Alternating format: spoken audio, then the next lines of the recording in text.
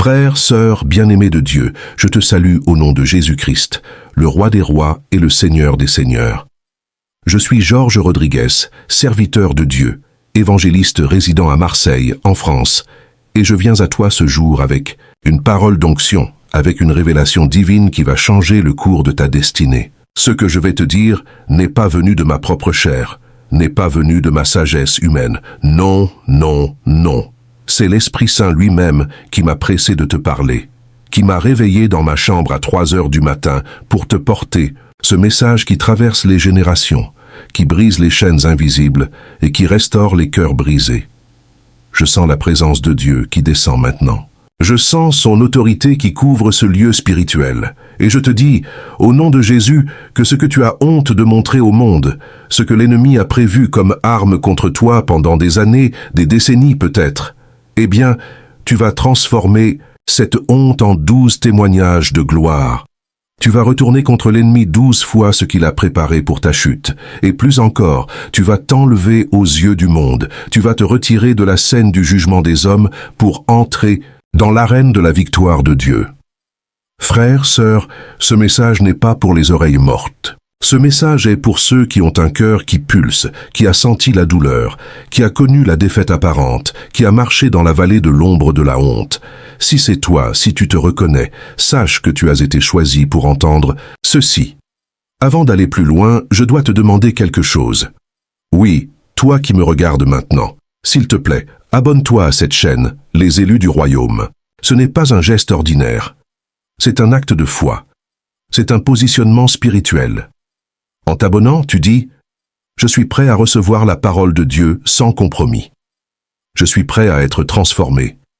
Et maintenant, aime cette vidéo. Oui, place ce cœur rouge qui marque ta solidarité avec ce message. Partage-la, je t'en prie. Partage-la à celui ou celle qui a besoin d'entendre que sa honte va devenir sa couronne.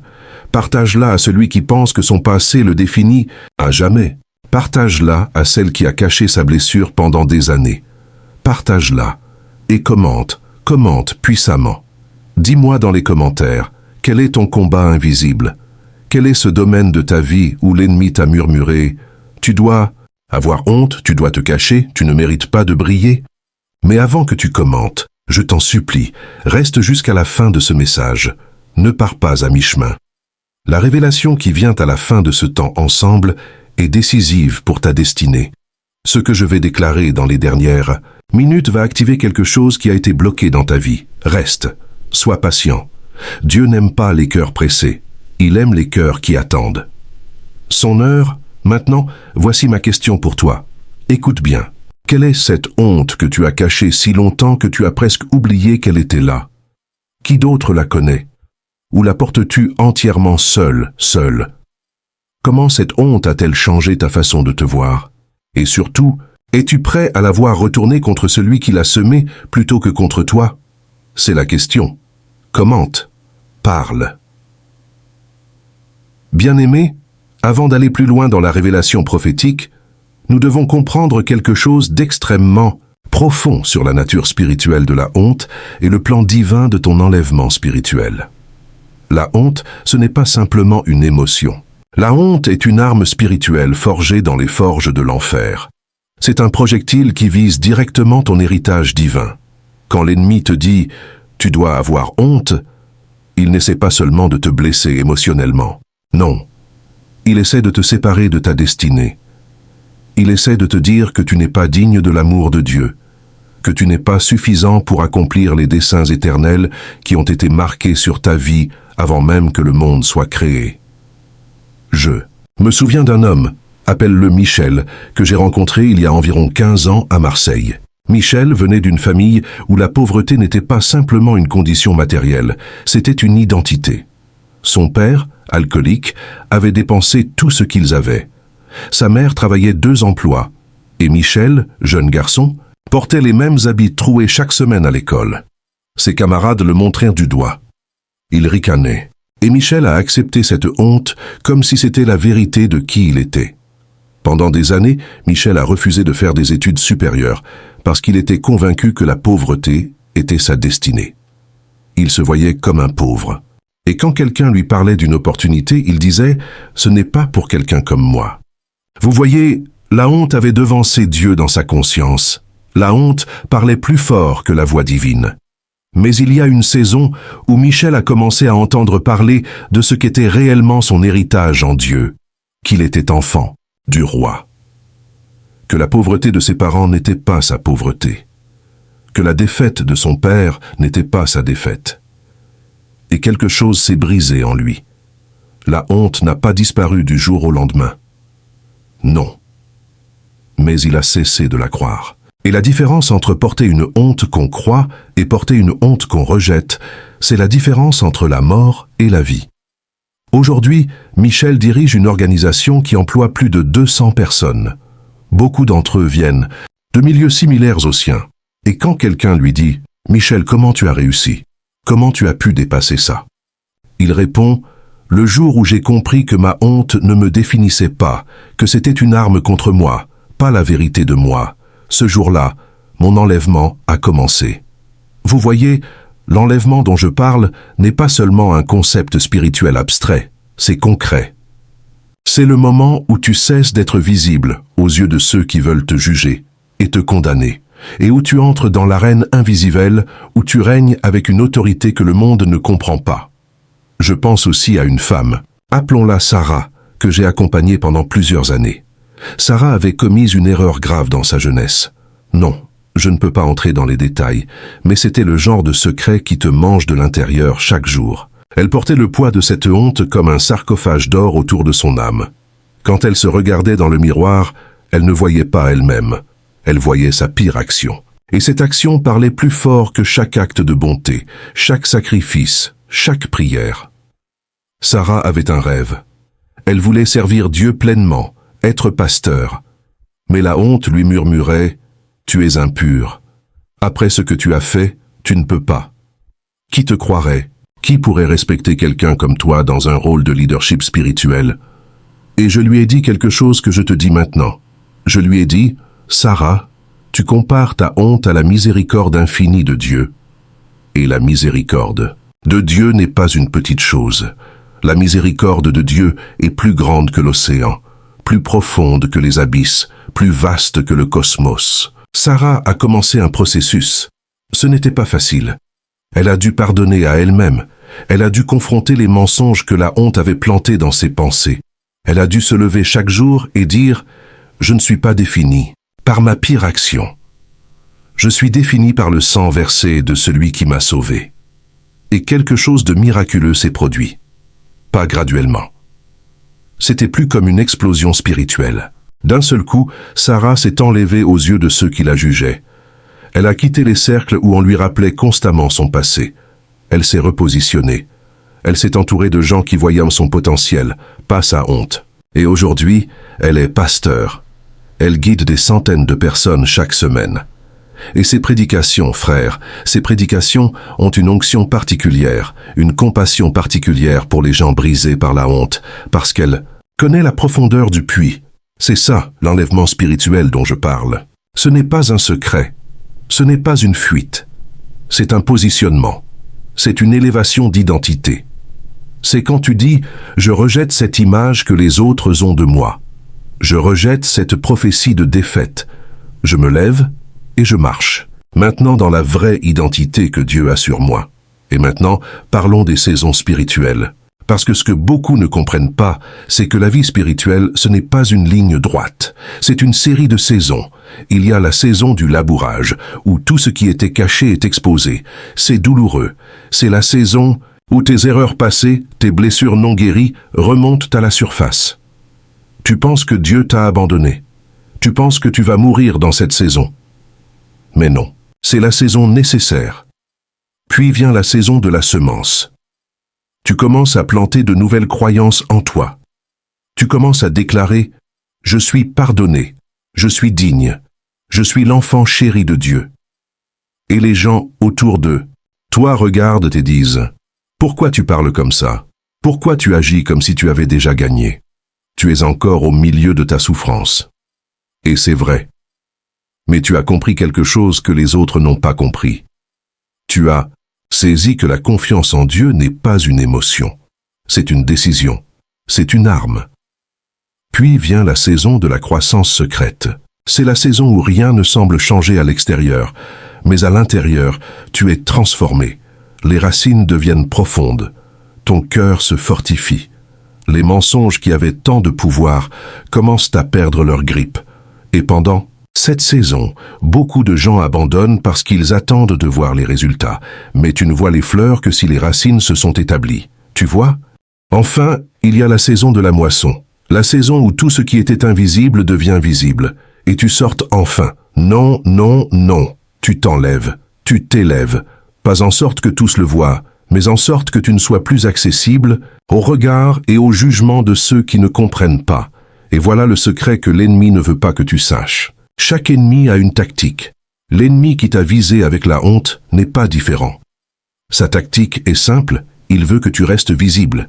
Il veut que tu remains sur la scène du jugement public. Parce que tant que tu es sur cette scène, il peut t'accuser jour et nuit.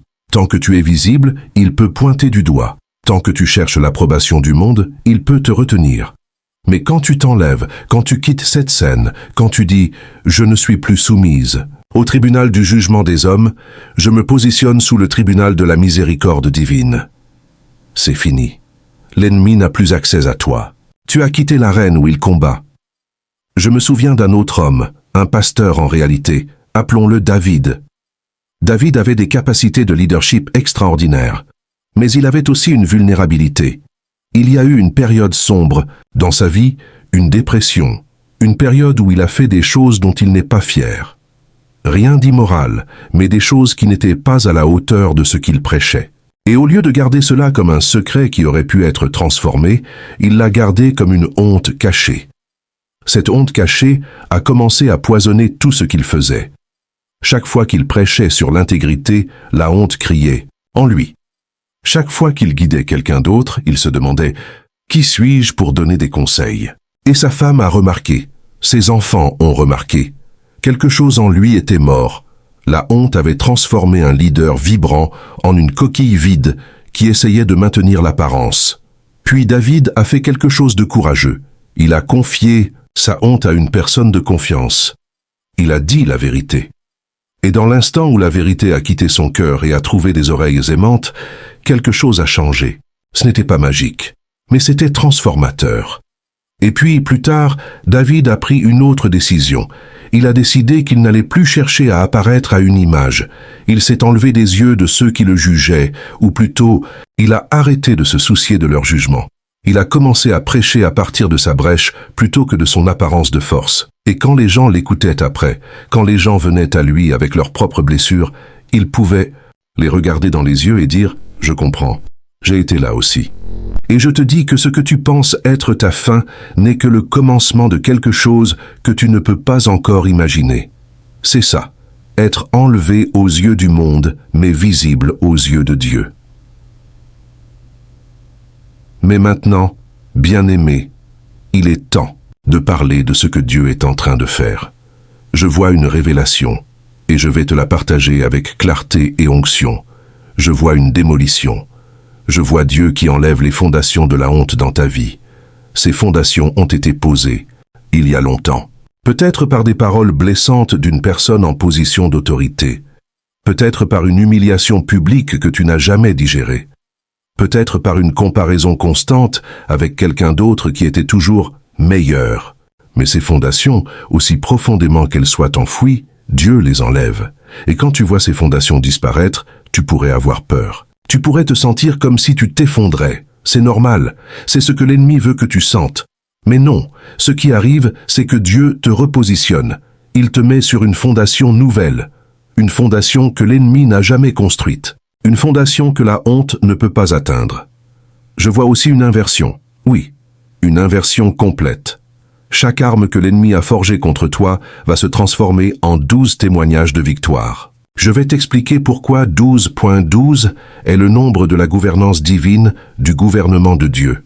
12 tribus, 12 apôtres, 12 portes, 12 fondations. Le nombre 12 parle de quelque chose qui est établi, qui règne, qui a une autorité complète. Alors quand je dis que ta honte va être retournée 12 fois contre celui qui l'a semée, je dis que ta victoire sera complète, qu'elle sera établie, qu'elle aura une autorité qui ne peut pas être contestée. Et voici ce que je vois maintenant. Je vois que ceux qui t'ont fait honte vont voir ce que tu es devenu en Dieu. Ce ne sera peut-être pas immédiatement. Peut-être que des années vont passer. Mais tu vas marcher en telle gloire, en telle autorité, en telle puissance, que ce que tu es devenu parlera plus fort que tous les jugements qu'on a jamais prononcés sur toi. Il y a quelques années, peut-être 3, 4 ans, j'ai eu une vision spirituelle. C'était une scène que Dieu me montrait. Il y avait une femme qui avait grandi dans la pauvreté, mais ce qui était plus douloureux que la pauvreté matérielle, c'était la pauvreté émotionnelle. Elle venait d'un environnement où personne ne l'appelait par son vrai nom. On lui disait « Tu ne seras jamais rien. Tu ne seras jamais personne. Tu viens d'une famille de rien. » Et cette femme a porté cette honte pendant des années. Elle se voyait comme un accident de la nature. Elle évitait les situations sociales. Elle ne prenait pas la parole. Elle cherchait à disparaître. Mais Dieu avait d'autres plans. Et dans cette vision, j'ai vu cette même femme se tenant devant une audience, partageant son histoire avec une autorité telle que les gens se levaient. Des gens pleuraient. Des gens trouvaient la liberté à travers son témoignage. Et je voyais aussi dans cette vision que ceux qui l'avaient méprisée, ceux qui avaient semé la honte, venaient à elle avec remords. Non pas pour qu'elle se vengue, mais pour qu'elle les aide à comprendre ce qui s'était passé. Et c'est exactement ce qui se passe maintenant. Cette femme existe. J'ai suivi sa trajectoire. Et elle est exactement comme je l'ai vue. Elle s'est enlevée aux yeux du monde. Elle a quitté l'arène du jugement. Elle marche maintenant dans une réalité que le monde ne peut pas comprendre. Elle parle avec une autorité qui n'est pas sa propre autorité. C'est l'autorité de celui qui l'a rachetée. C'est l'autorité de la résurrection. Et je te dis prophétiquement, bien-aimé, tu es en train de vivre une transition similaire. Je sens cela dans mon esprit. Ce changement que tu sens venir, cette peur qui monte quand tu penses à te montrer, à te révéler, à être vulnérable, c'est le signe que quelque chose de grand est sur le point de naître en toi. Je vois aussi une élévation.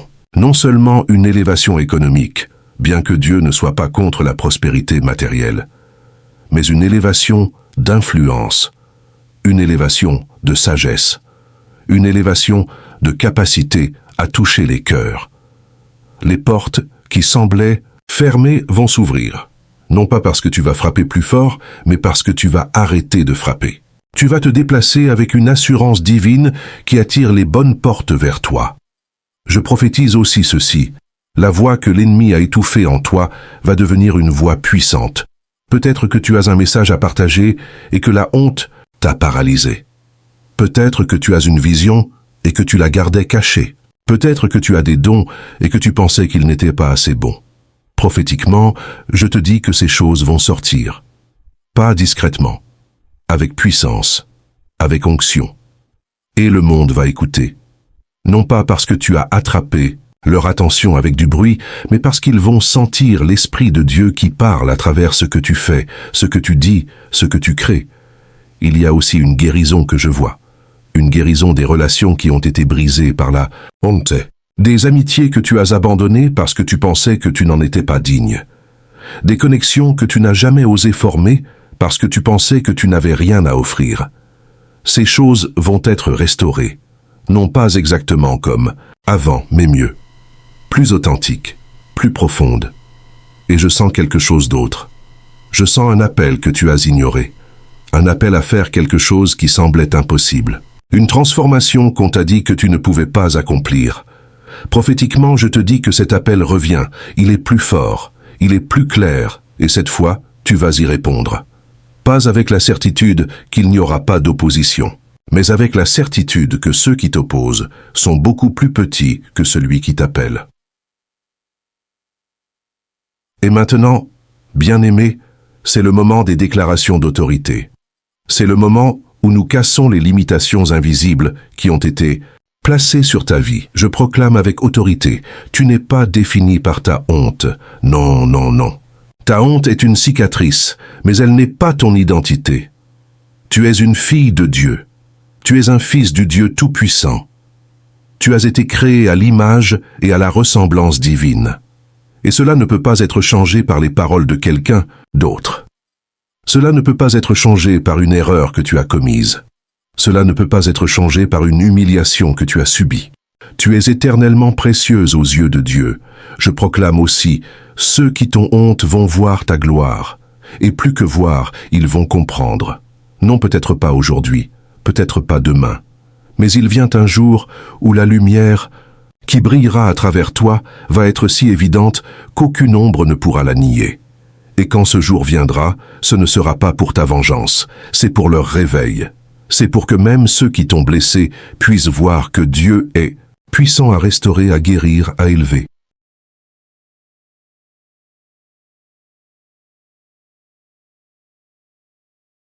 Je romps maintenant les chaînes de la comparaison.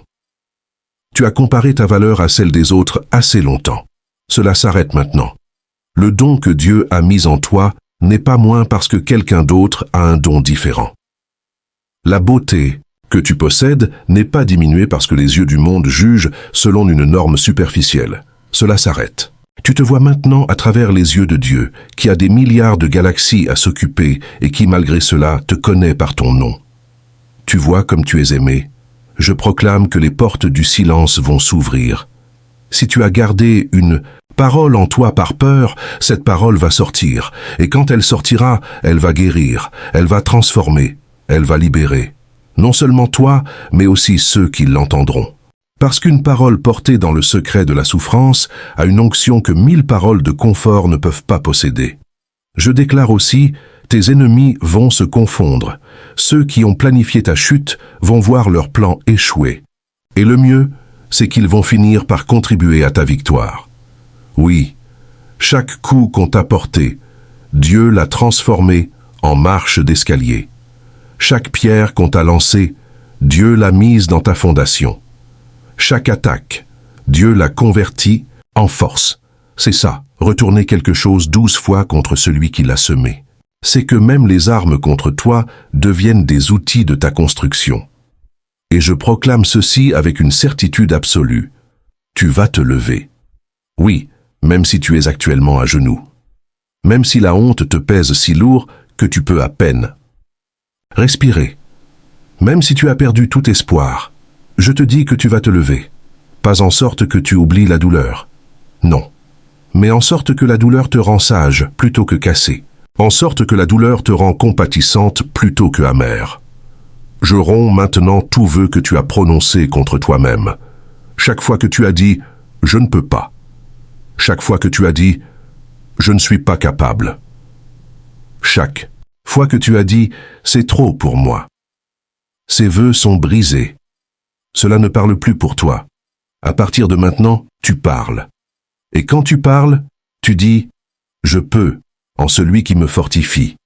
Je suis capable, parce que c'est l'Esprit qui œuvre en moi. Je vais traverser cette montagne, parce que celui qui m'a appelé est plus grand que la montagne. Je proclame la résurrection de tes rêves. Si tu as un rêve qui a été tué par la honte, je le ramène à la vie maintenant. Je le ressuscite. Il revient. Et cette fois, il vient avec l'autorité de Dieu derrière lui. Et je déclare aussi, tu vas marcher dans une double portion. Comme c'était pour les anciens serviteurs qui recevaient l'héritage de leur père, tu vas recevoir l'héritage de tous ceux qui ont cru en Dieu avant toi. Les promesses qui n'ont pas pu être accomplies en eux à cause de la faiblesse humaine, elles vont être accomplies en toi. Parce que tu marches dans l'ère de la résurrection. Tu marches avec la puissance de la résurrection. Et cette puissance n'a pas de limite. Je romps aussi le cercle de la génération. Si tu viens d'une famille marquée par la défaite, je dis que cela s'arrête avec toi. Toi, tu es celle qui brise la chaîne. Toi, tu es celui qui dit non au mensonge que ton système familial a propagé. Et parce que tu dis non, tes enfants, tes petits-enfants, ils vont marcher dans une liberté que ta famille n'a jamais connue. Tu fais du chemin nouveau. Enfin, je proclame, Dieu ne t'a pas fini avec toi. Oh non, tu n'es pas au terminus. Tu n'es pas arrivé à destination. Tu es en chemin. Et le chemin qui vient devant toi est plus brillant que tout ce que tu as connu avant. Parce que tu es devenue plus sage, tu es devenue plus forte, tu es devenue plus belle à cause de ce que tu as traversé.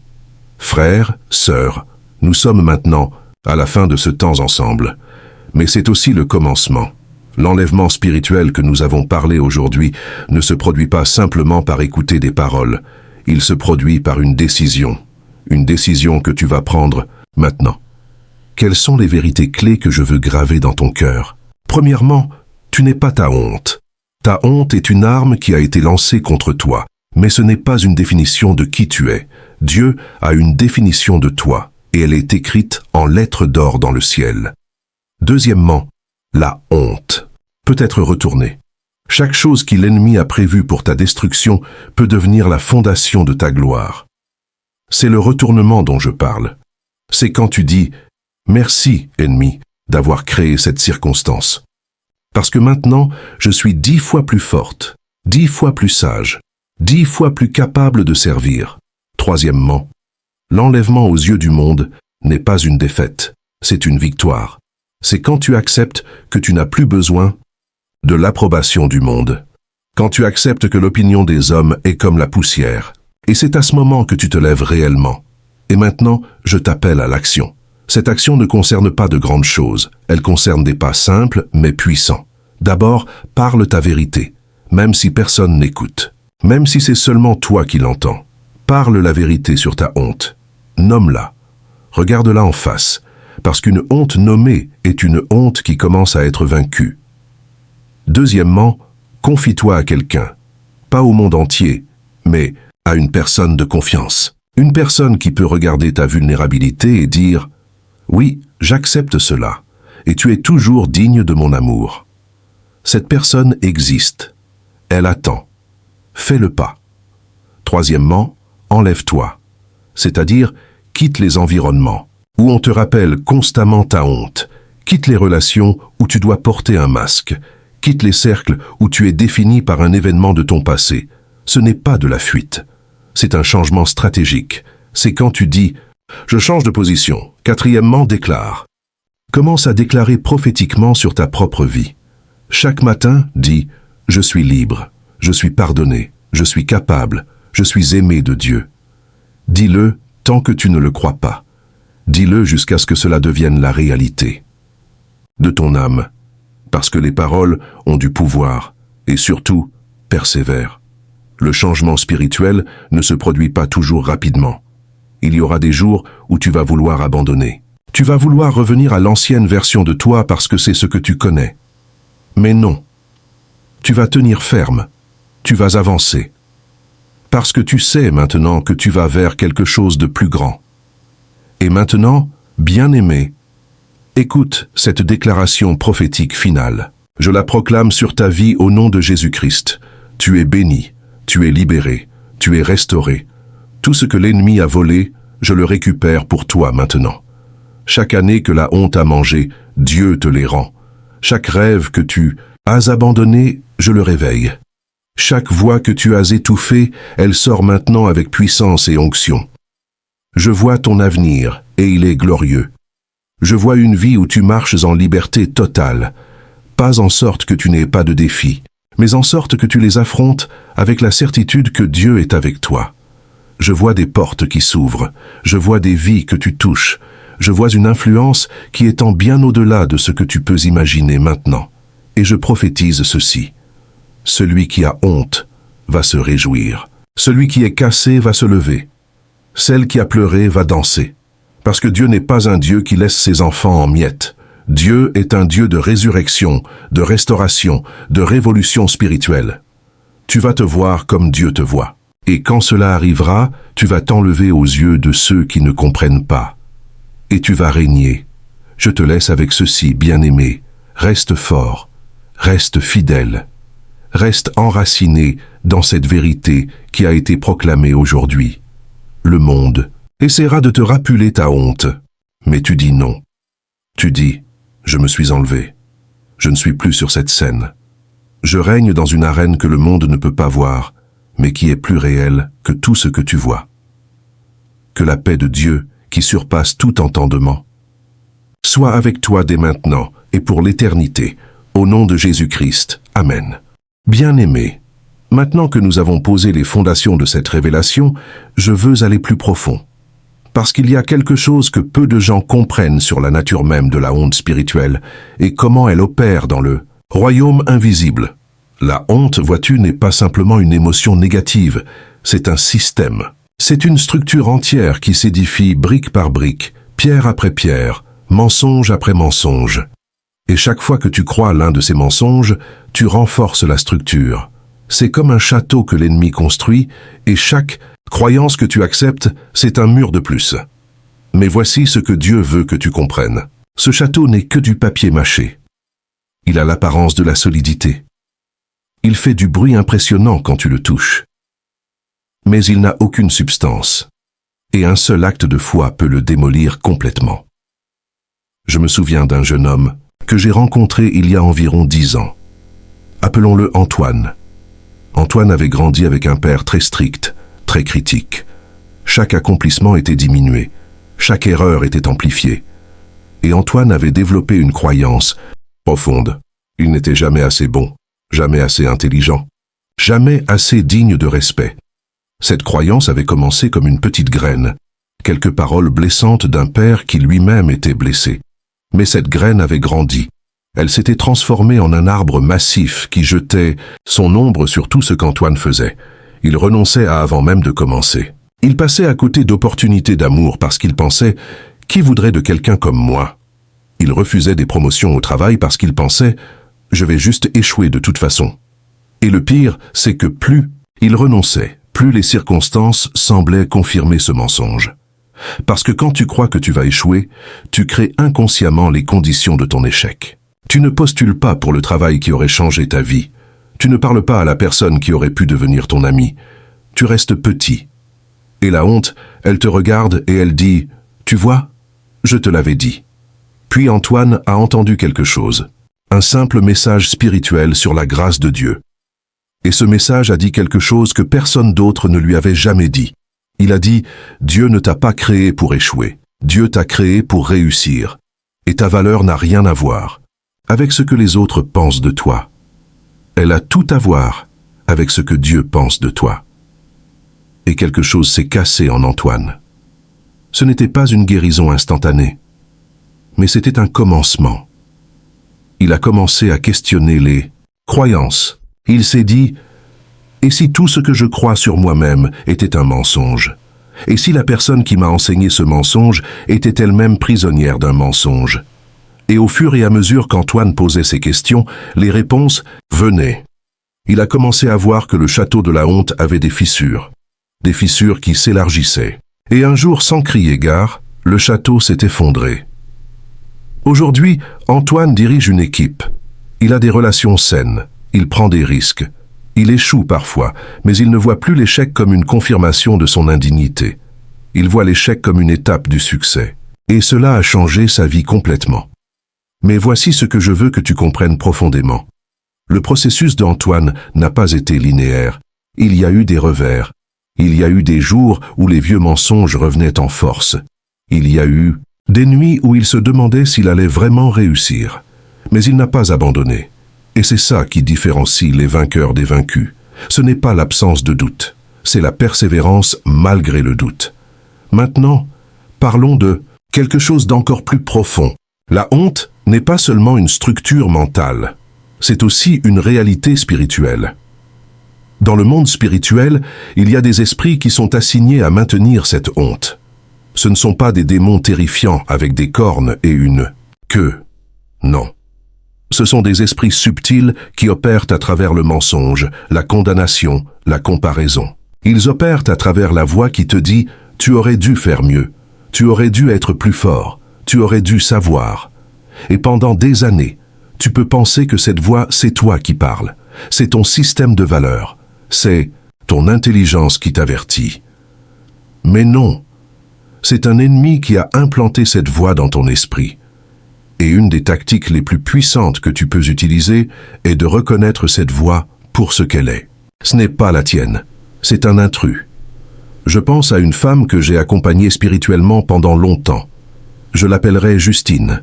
Justine avait une voix dans sa tête qui était extrêmement critique.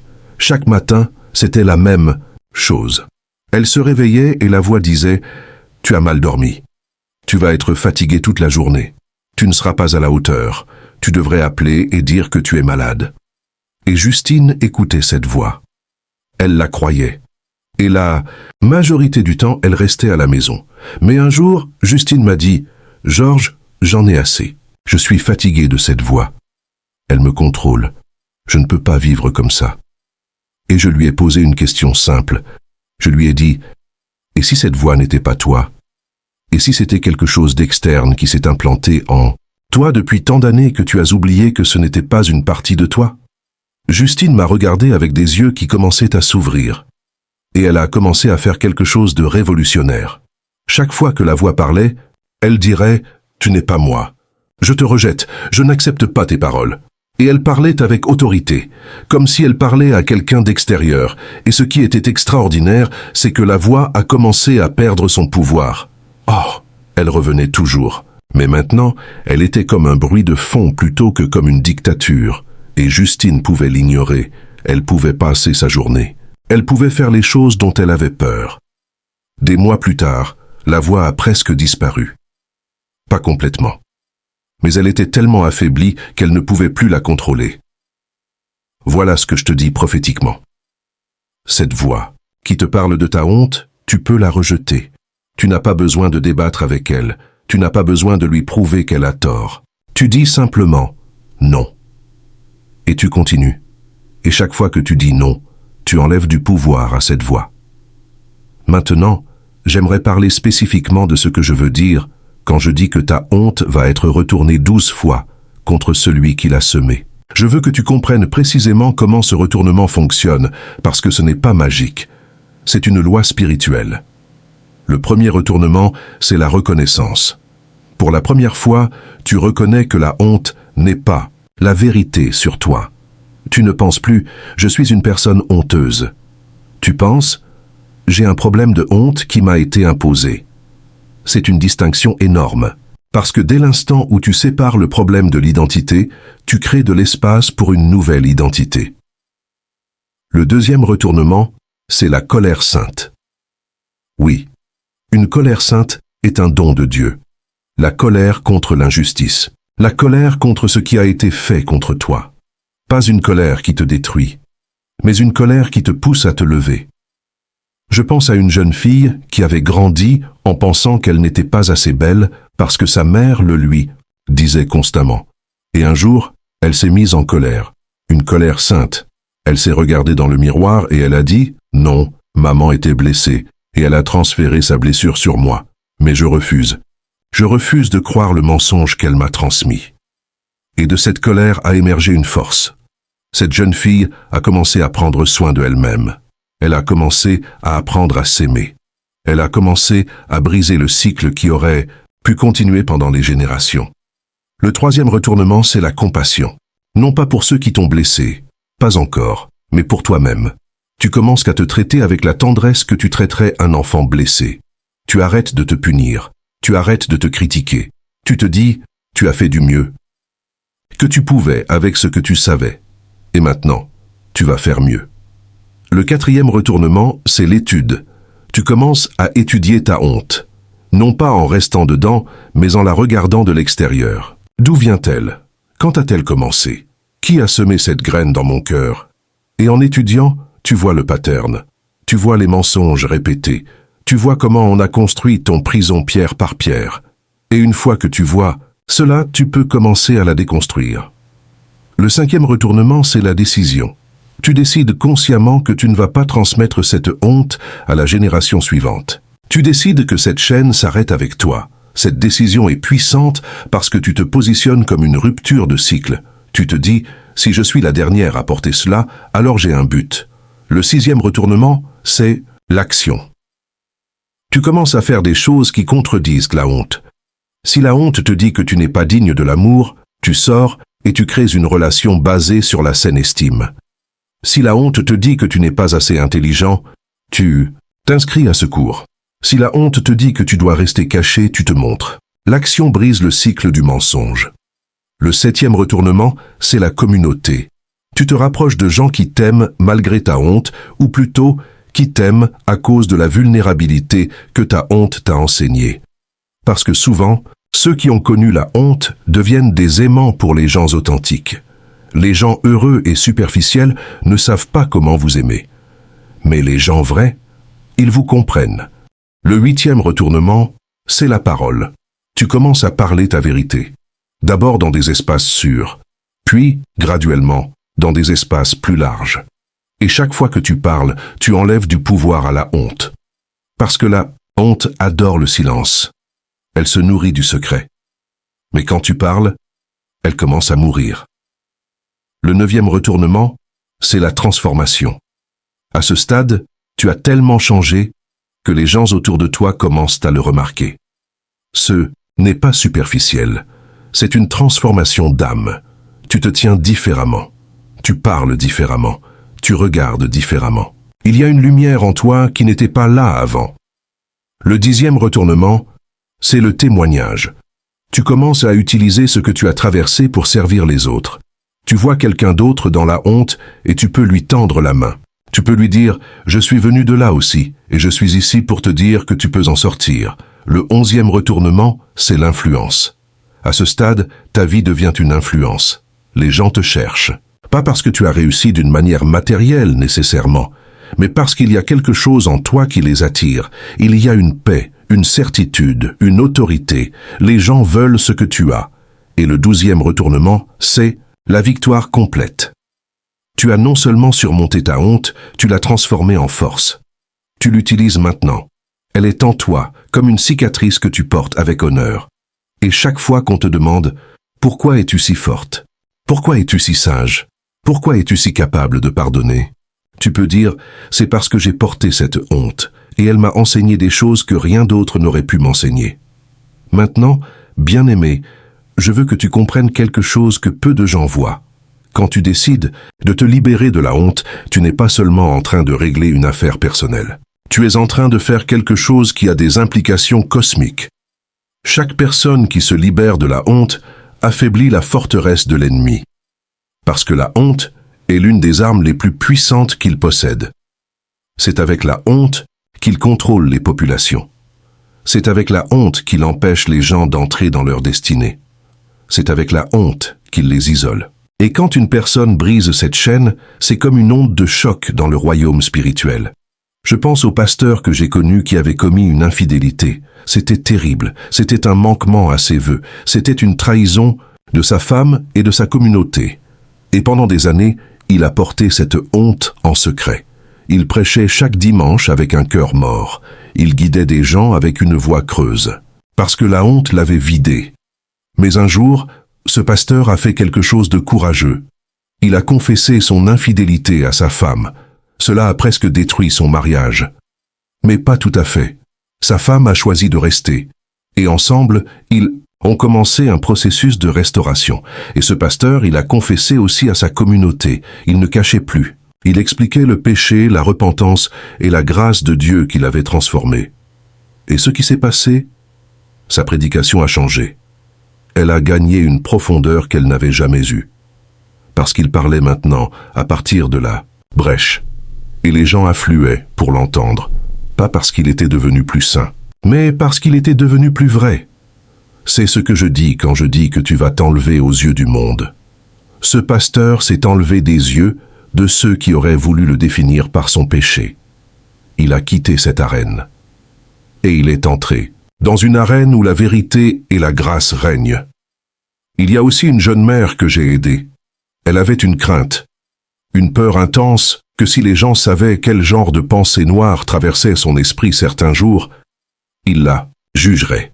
Ils diraient qu'elle ne méritait pas ses enfants, qu'elle était une mauvaise mère, et elle avait honte de ses pensées. Elle pensait qu'elle était la seule à avoir des pensées comme ça, qu'il y avait quelque chose qui n'allait pas chez elle. Mais un jour, elle a parlé à une autre mère de confiance. Et cette autre mère a dit « Oh mon Dieu, je pensais que j'étais la seule aussi.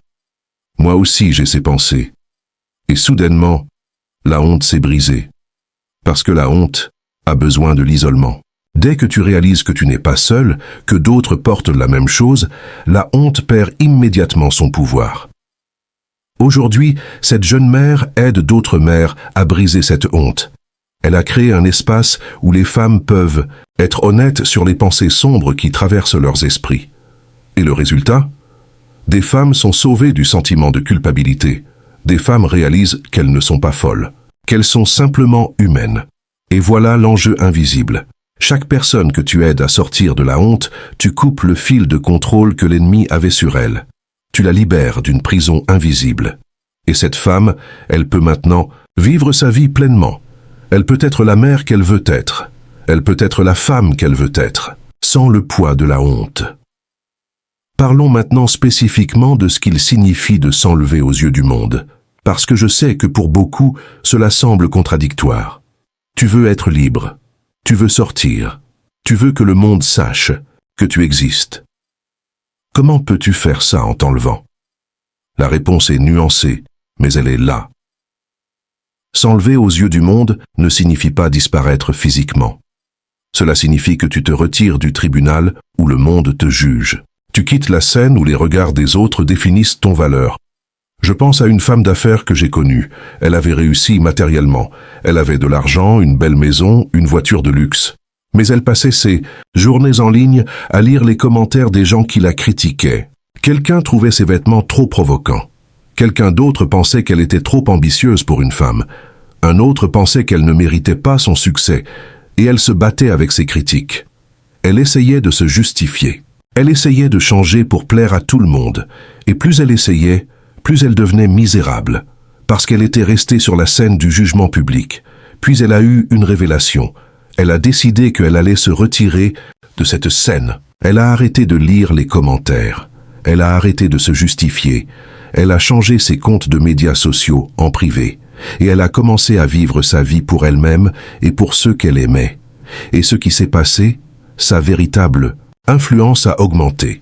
Parce que moins elle se battait pour l'approbation, plus les gens l'approuvaient. Moins elle essayait de plaire à tout le monde, plus elle attirait les bonnes personnes. Elle s'était enlevée des yeux de la foule jugeante et elle était maintenant visible aux yeux de ceux qui pouvaient vraiment voir. Voilà ce que je signifie par s'enlever aux yeux du monde. Ce n'est pas seulement un concept spirituel. C'est une stratégie pratique. C'est quand tu dis « je n'agis plus pour l'approbation externe. J'agis pour mon propre intégrité, pour mes propres valeurs, pour ce que Dieu m'a appelé à faire. » Et quand tu fais ça, les gens qui ne peuvent pas te soutenir tombent naturellement. Et les gens qui peuvent te soutenir, qui voient réellement ta valeur, ils restent. Et il y a une paix que tu trouves dans cette simplification. Une paix que rien d'autre ne peut donner. Je pense aussi à un musicien que j'ai rencontré. Il avait écrit des chansons extraordinaires. Mais il ne les partageait jamais parce qu'il avait peur que les gens ne les aiment pas, qu'ils le jugent, qu'ils trouvent ses paroles trop personnelles, trop brutes, trop honnêtes. Et il y avait une honte cachée derrière cela. Une honte qu'il n'était pas assez bon pour être un vrai musicien. Qu'il était seulement un amoureux de la musique, pas un artiste. Mais un jour, il a décidé de s'enlever des yeux de son critique interne. Il a décidé de partager sa musique simplement parce qu'elle était vraie. Parce qu'il devait la partager. Pas pour être célèbre. Pas pour l'approbation. Simplement parce que c'était ce qu'il était appelé à faire. Et quand il a fait ça, quelque chose de magique s'est produit. Les gens ont commencé à se rassembler autour de sa musique. Pas en millions, mais un groupe de gens qui avaient besoin d'entendre exactement ce qu'il avait à dire. Et cette communauté a nourri le musicien. Elle a validé ce qu'il savait déjà, qu'il avait quelque chose à offrir au monde. Continuez à être forte pendant la transition maintenant, je sais qu'il y a quelque chose que tu dois savoir. Pendant que tu es en train de te libérer, pendant que tu es en train d'effectuer ce retournement, cela va être difficile. Il y aura des moments où tu voudras revenir, des moments où la honte va te dire « Tu vois, tu pensais que tu pouvais t'échapper. Regarde, tu échoues toujours. Et je veux que tu saches que c'est normal. » C'est en fait un signe que tu fais quelque chose d'important, parce que si l'ennemi n'attaquait pas, cela signifierait que tu ne menaces pas ses plans. Mais tu menaces ses plans. Tu menaces sa domination sur ta vie. Et il va le combattre. Je me souviens d'un athlète que j'ai connu. Il avait grandi dans un environnement très hostile. Son père le frappait, lui disait qu'il ne serait jamais rien. Et cet athlète avait développé une honte intense autour de son corps, de son apparence, de sa valeur. Mais il y a eu un moment où il a décidé de combattre cette honte. Il s'est inscrit à un programme d'entraînement. Il a commencé à cultiver son corps. Et au fur et à mesure qu'il devenait plus fort physiquement, il devenait aussi plus fort mentalement.